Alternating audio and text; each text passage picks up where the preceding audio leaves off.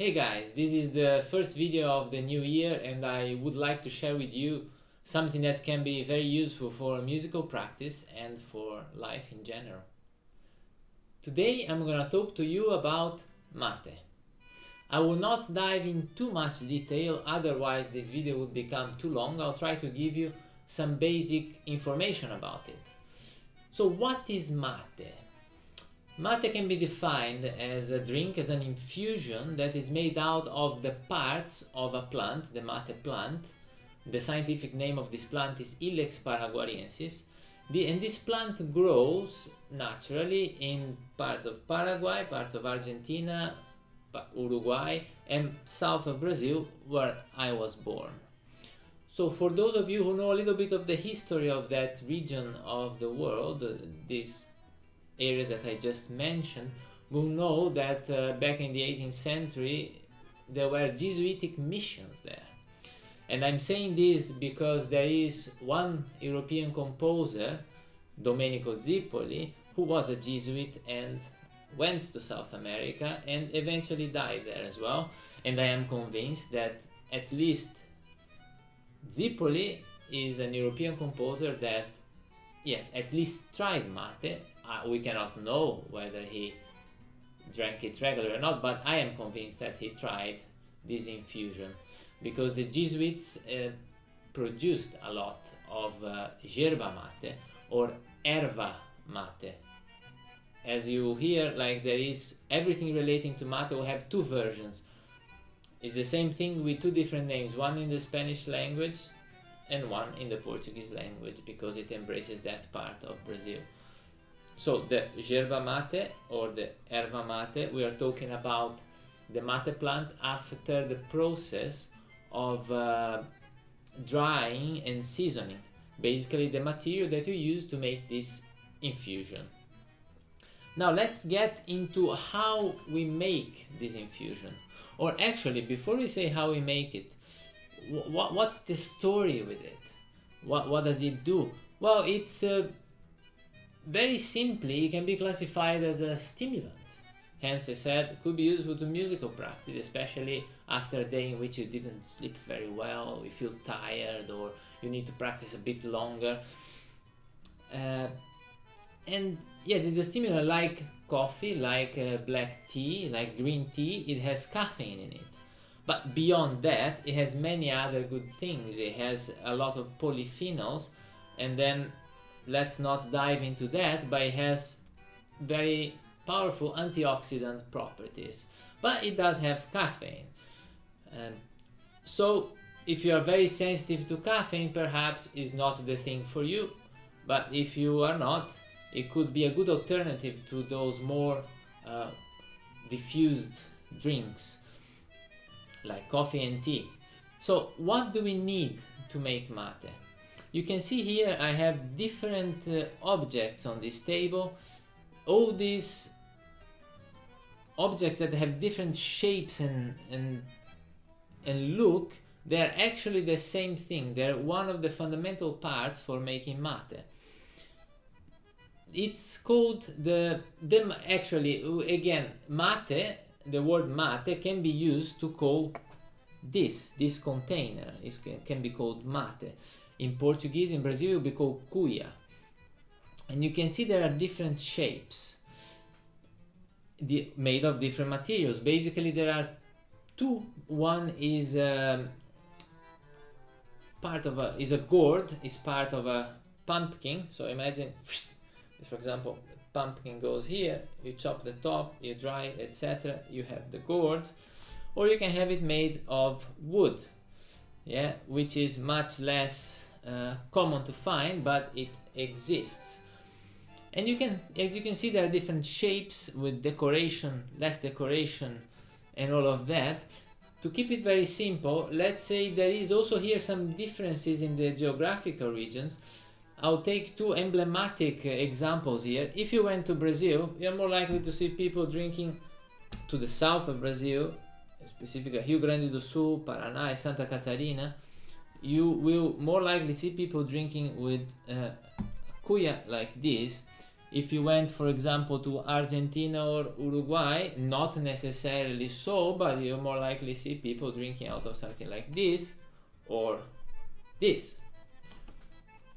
So this is the container, and yes, you guessed it right, that's where you put the mate, the yerba mate or erva mate, erva machi, depending on how you pronounce it in Portuguese. And you also then put the water, the hot water, to make the infusion. One particular type of cuya, and already here I'm getting lost in detail, even though I said I wasn't going to, is this one. You see, is quite elongated. And this is known as the cuya saco di toro, or basically bull's sack. We can say sack, can't we? Bull's sack, yeah. Well, you know, that part of the bull that keeps other parts of the bull. Just as a interesting folk information. And then the other part is the filter, because you're gonna be having both the water and the mate into this container, and you don't want to drink the parts of the plant, you want to just drink the infusion, and therefore you have a filter. And the filter comes also in very many different shapes and types. We have here a bigger one, a smaller one. They're both made of metal, different types of metal. Can be silver, can be another type of metal that I actually think is called alpaca. Is a special blend of metal. And then you have things made out of bamboo as well, which might have been the original filter that the native Indians of those regions use to drink this infusion. One particular thing I would like to mention is the fact that the plant of mate, Ilex paraguariensis, is the same everywhere, but it will have different characteristics depending on the exact geographical location where it grows, and also on the way it's processed, the length of drying and seasoning it has. And this then, of course, will affect the infusion. We have also here a striking difference between the mostly consumed type of yerba mate in the south of Brazil and that consumed in Uruguay and Argentina in specific, and then Paraguay has another variation, which is a particular selected type of yerbas to make cold mate. So this is a hot water infusion, but in Paraguay they do the cold mate called tereré, and they mix with ice and fruit juices and all that. Not my thing, but it can be quite a good thing in, you know, when it's really hot. So the difference between, striking difference between the mate that is consumed, the yerba mate that is consumed in Argentina, Uruguay and Brazil is already when you look at it. So the Argentinian one, as you will see most of the time, Argentinianly produced one, I would say, because the producer these days are basically Argentina and Brazil. So the ones from Argentina, you see that they have pieces of stick, they have some powder, and they have pieces of the leaf of the plant dry there. In Brazil, you mostly find yerba mates with the pieces of stick, and mostly to look like a very bright green powder, so where the leaves are mashed down to a powder state. And that is it makes a huge difference for the preparation as well, because that very thin powder will not, well, actually not will not, it will block the filter, or most filters. That is why, for example, for drinking the Brazilian mate, you need something like this, and specifically something like this. So this is the probably most common thing you will find, but this is the next level up. In fact, this filter doesn't look like, but it has 1,000 little holes there, which is very different from this one, which is perfectly fine for any type of Argentinian mate, Argentina or Uruguayan, but you know what I mean by now, which has very few holes and bigger. With this type of filter or the bamboo one, forget about drinking the Brazilian erva mate because it's not gonna work. You're not gonna get able to get the water up. Tastes are different. They are almost like different types of drinks. I like both, and I drink mostly the Brazilian type, but I also sometimes drink the Argentinian type, which is much easier to find anywhere in the world. So this is already becoming too long. I said I was not gonna go into detail, but yeah, sometimes you can't avoid it. So let's get into it. How do you make this thing? So let's take my favorite, the Sacco di Toro. Here we are. Let's take the filter. I didn't mention the name of the filter. Bombilla in the Spanish-speaking countries, bomba in Brazil. You see, there is a stand for those who do not stand. Well, these actually kind of stands, but some need a stand, some don't. And also another detail for the fanatics, this is a carrier bag. So if you want to go somewhere, you can put your mate there and know what you need to prepare it. To prepare it, we are only missing on this table two things. We are missing the water, the hot water, and the yerba mate itself. Just one word about the hot water. It's not to be made, this infusion, with boiling water. We are talking about a temperature of the water that could be cold just before boiling. If you want to be more specific, it's 80 degrees. Some say 85, whatever. It's before boiling. That's the temperature of the water you want to make the infusion. A little bit like green tea, actually. I'm gonna prepare now so you can see what I drink mostly, which is the Brazilian type one.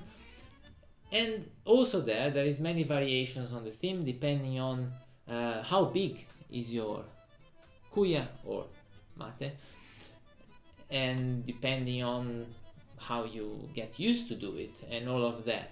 I'm gonna illustrate one specific technique that worked very well for me and worked for this type of cuya here. Here we are. So I have my mate in here and I have my hot water at 80 degrees in the thermos. Of course, if you don't have a fire and you can't keep the water hot all the time, you will practically use a thermos. But if you want to be hardcore traditional, you put it on a fire, on a kettle on the fire, and leave it there as you need. So this technique for this particular type of cuya works very well because it reduces the possibilities of this very fine powder blocking the filter. Some people like putting cold water. This technique involves just the water at the temperature of 80 degrees. Why do people put cold water first? It makes sense because putting hot water could, so to say, the word translated is burn the yerba, burn the mate, and then it will wash out, or it will lose the flavor very quickly after 2 or 3 pours of water. In this case, it doesn't affect at all this type of yerba and with this technique, and the flavor continues as it should continue while you drink the infusion. So I'm gonna do this starting with water at 80 degrees. So what do? I put water straight in here first, up to more or less here, basically at the bottom. So let's do it.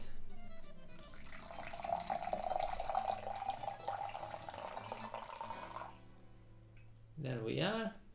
The water is in there. Then I put the mate in there, but I forgot something to put it in. Here we are. Let's be traditional today. So you see this very bright green powder here. Let me get it closer to the camera so you can see. And we put it in there on top of the water, keeping the cuya at a slight angle so that the mate will sit on one side basically leaving a gap on the other side, sits on a diagonal.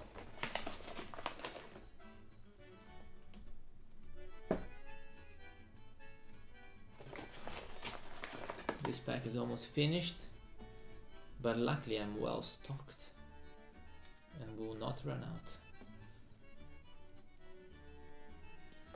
And then you can see here, mate on one side, gap on the other, with the water at the bottom that's already started to absorb into the erva. And then on this side, always keeping an angle, you fill it up with water.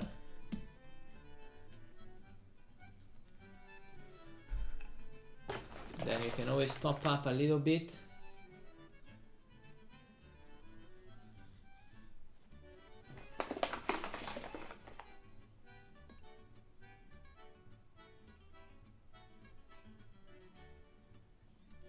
And you see the water is already being absorbed. And then at this point where you have mate, you have some water on the side, you grab your filter, this is the 1000 hole ones, you block the top so that air doesn't get in apparently.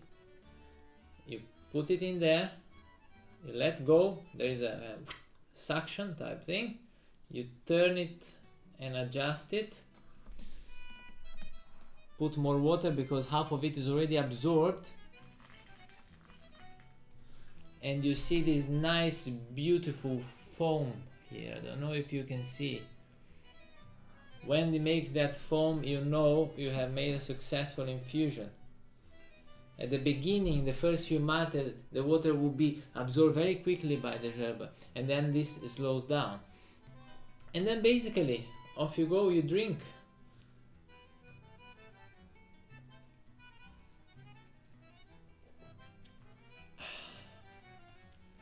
So this is a fantastic mate here, just made. And what happens, once you finish the water that you poured in there, you're going to again make some movements to move the yerba, create space, and you pour the water again. And you always, with this type of mate, you try to get a little bit more of the fresh yerba each time, so that by the time you've drunk, I don't know, 7, 8, 9 mate, depends on the size of your container, you have used all of it, and that will be the end of the mate. Usually for this preparation here, I can drink a whole thermos and a little bit more, so we're talking about a liter of water, but usually I don't drink it all by myself. That would be far too much caffeine for what my body can take. I hope this video was useful to you, and if you have any questions about mate or curiosities, just let me know in the comments below. I can expand the subject there.